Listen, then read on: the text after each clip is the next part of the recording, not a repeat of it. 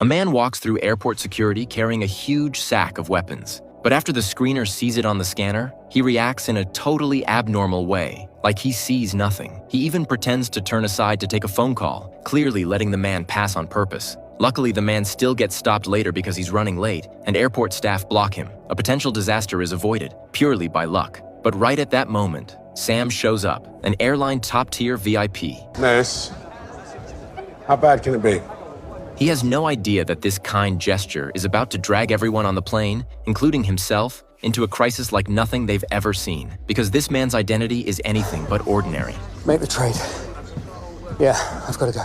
As the airport crew pulls the jet bridge away, the tug slowly pushes the plane back. This flight to London takes off successfully, and the nightmare for everyone on board officially begins right there. Not long after the plane reaches cruising altitude, a teenage girl goes into the bathroom and accidentally finds something that should never be on an airplane. The second she sees what it is, her face turns completely pale. Even though she's just a kid, she knows exactly what it means. She forces herself to stay calm, rushes back to her seat, and doesn't dare make a scene. She quietly shows what she's holding to the friends sitting next to her, and every single one of them goes white. Noticing how anxious and panicked they look, a middle-aged guy in a loud Hawaiian shirt walks over and asks what's wrong. But the moment the girl shows him the item, his expression freezes. He lowers his voice, instantly realizing how serious this is. They need to confirm it with a flight attendant immediately, so the girl hands it to him.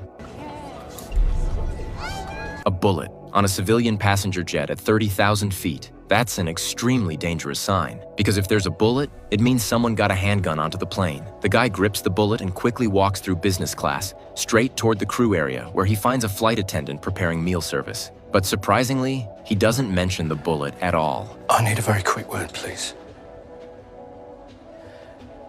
A very quick word with my nephew.